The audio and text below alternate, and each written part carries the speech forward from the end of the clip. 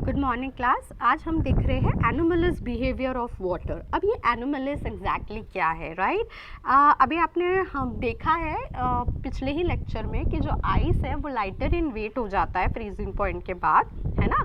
Expansion शुरू कर देता है आपके 0 डिग्री सेल्सियस पे वो एक्सपांशन शुरू कर देता है।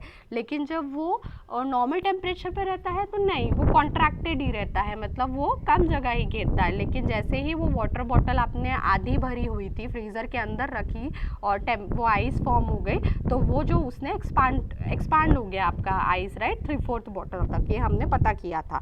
तो इसी को हम कहते हैं एनोमलस बिहेवियर ऑफ वाटर। अब एनोमलस का मतलब क्या है?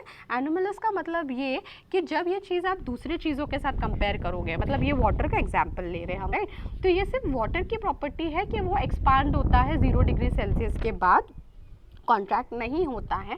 दूसरे सब्सटेंसेस पे अगर आप यही एक्सपेरिमेंट करेंगे तो वो अपना नेचर नहीं बदलने वाले। अगर वो कॉन्ट्रैक्ट होते हैं तो वो 0 डिग्री सेल्सियस के बाद भी कॉन्ट्रैक्ट ही होंगी।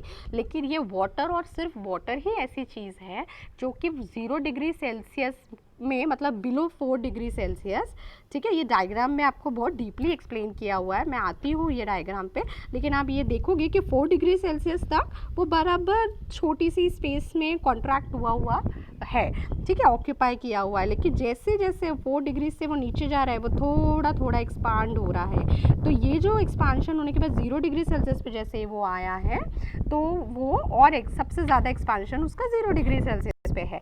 तो यही होता है एनोमलस बिहेवियर ऑफ वाटर। मतलब ये सिर्फ जो दूसरे सब्सटेंसेस है, जो दूसरे लिक्विड्स है या दूसरे फॉर्म ऑफ सब्सटेंसेस है, उनके कंपैरिजन में सिर्फ वाटर ही एक ऐसा है जो जिसमें ये प्रॉपर्टी है। तो एनोमलस का मतलब इन शॉर्ट हम कह सकते हैं नॉर्मल या अद्भुत, एक अलग ही तरीका, ठीक है। तो अब हम आते हैं और इसका टॉपिक का थोड़ा सा डिटेल में पढ़ते हैं। So usually when the temperature of a substance is lowered, its density increases as the volume decreases.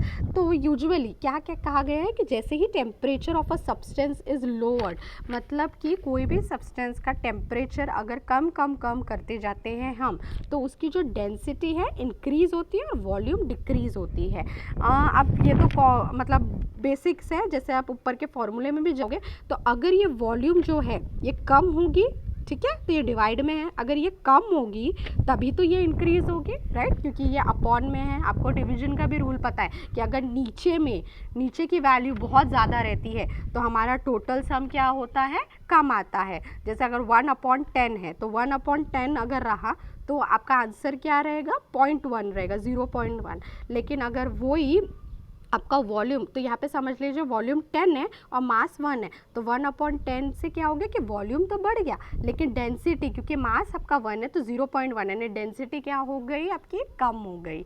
Volume बढ़ने पे भी डेंसिटी कम हो गई। वही अगर आप लोगे कि मास 10 है और वॉल्यूम 1 है तो 10/1 क्या होता है, 10/1 होता है 10 ही। तो मतलब वॉल्यूम आपकी कम हो गई लेकिन डेंसिटी इंक्रीज हो गई, ठीक है।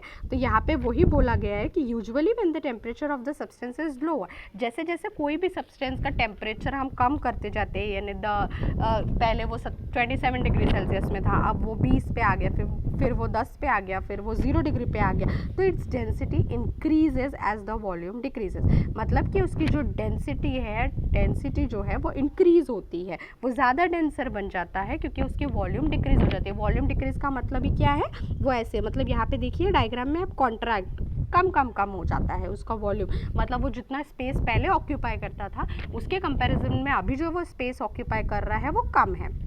But water is an exception to this rule. यही मैंने कहा है कि वाटर एक्सेप्शन है ना, अलग है ना, एक अलग प्रॉपर्टी है उसमें, एनोमलस बिहेवियर है उसका। तो अब ये हमको कैसे पता चलेगा, हमने पहले भी एग्जाम्पल लिया हुआ है वाटर बॉटल का। फिर से हम वही एग्जाम्पल लेते हैं कि keep a glass full of water in a freezer for 5 to 10 minutes. Glass की जगह आप बॉटल यूज़ कर सकते हैं। Then take it out and observe it carefully. From which part of the glass does the water first start freezing. अब यहाँ पे glass इसलिए लिया गया है कि आप 5 से 10 मिनट के बाद ही वो ग्लास को निकाल रहे हैं और आप ऑब्जर्व करेंगे कि किस पार्ट में पहले स्टार्ट हुआ है फ्रीजिंग। तो ये तो हमको पता है कि पहले वो अपर लेयर पे जमता है। जैसे आप आइस ट्रे में भी आइस डालते हैं और अगर 5-10 मिनट के बाद उस आइस ट्रे में से निकाल लेंगे पानी रखकर, तो आपको देखेंगे कि ऊपर में आपको आइस जमा हुआ दिखेगा, नीचे में आपको वाटर ही दिखता है। तो दैट इज़ वाई हमें पता है कि वो फ्रॉम टॉप टू बॉटम हमारा आइस जमना शुरू होता है। फिर the density of water is peculiar, मतलब ये बहुत अलग है, एक अलग प्रॉपर्टी होती है डेंसिटी ऑफ वाटर की। कैसे? When water at normal temperature starts cooling, it density increases like that of the most of the liquids. मतलब कि क्या, जैसे ही वाटर नॉर्मल टेम्परेचर में रहता है तो उसमें और दूसरे लिक्विड्स में कोई फ़र्क नहीं रहता है, राइट। दूसरे लिक्विड्स जैसे ही डेंसिटी इंक्रीज होती है, वैसे ही वाटर की भी डेंसिटी इंक्रीज ही होती है। मतलब कि डेंसिटी इंक्रीज होना यानी क्या, वॉल्यूम डिक्रीज होना, और वॉल्यूम डिक्रीज होना यानी वो स्पेस कम ऑक्यूपाई करना। ठीक है, तो वाटर का भी वैसा ही रहता है। जैसे आप ये देख रहे हैं 4 डिग्री सेल्सियस तक वो बराबर उसकी डेंसिटी ज़्यादा है, वो ज़्यादा डेंसर है, मतलब उसने कम स्पेस ऑक्यूपाई करके रखी है। However, if the temperature of water falls below 4 degree Celsius, it start decreasing।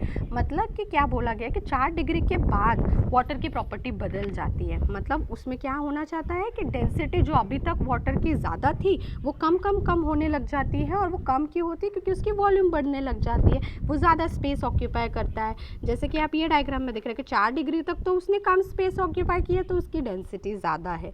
लेकिन जैसे ही 3 डिग्री आया, 2 डिग्री आया, 1 डिग्री आया, तो उसकी डेंसिटी जो है वो क्या हो गई, आपकी जो डेंसिटी है वो कम हो गई, और उसने वॉल्यूम जो है, वॉल्यूम है ना उसकी स्पेस है वो ज़्यादा हो गई।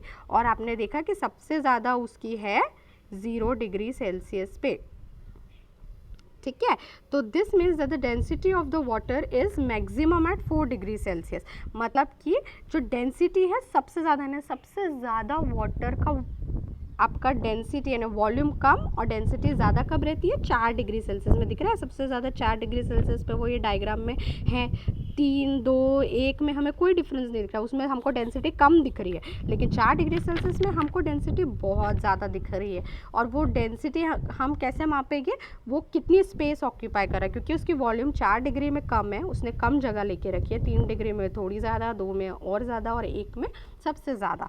ठीक है, तो इससे हमें पता चलता है कि डेंसिटी 4 डिग्री में फिर सबसे ज़्यादा होती है। फिर if the temperature of the water is lowered below 4 degree Celsius, यानी 4 डिग्री सेल्सियस से धीरे धीरे हम 3, 2, 1, -1 की तरफ जाएंगे, तो its density decreases as the volume increases. वही मैंने अभी आपको एक्सप्लेन किया है कि उसने धीरे धीरे जगह जो है वो ज़्यादा लेना स्टार्ट कर दिया है। जैसे ही उसकी स्पेस उसने ज़्यादा लेनी स्टार्ट हो गई है, उसकी डेंसिटी कम होनी शुरू हो गई है। It means that water expands when the temperature fall below 4 degree Celsius.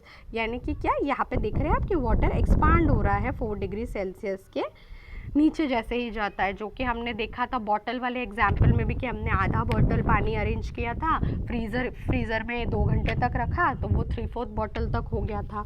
और यही प्रॉपर्टी को, मतलब एक्सपांशन प्रॉपर्टी को ही हम बोलते हैं। 4 डिग्री सेल्सियस के बाद जो वो एक्सपांड करने लग जाता है, यानी 4 डिग्री सेल्सियस में वो दूसरे सब्सटेंसेस और लिक्विड्स की तरह ही बिहेव करता है, लेकिन 4 डिग्री के बाद वो एक्सपांशन स्टार्ट कर देता है, तो उसकी डेंसिटी क्या हो जाती है? कम हो जाती है। और इसी बिहेवियर को हम कहते हैं anomalous behaviour of water. Anomalous behaviour of water यही है।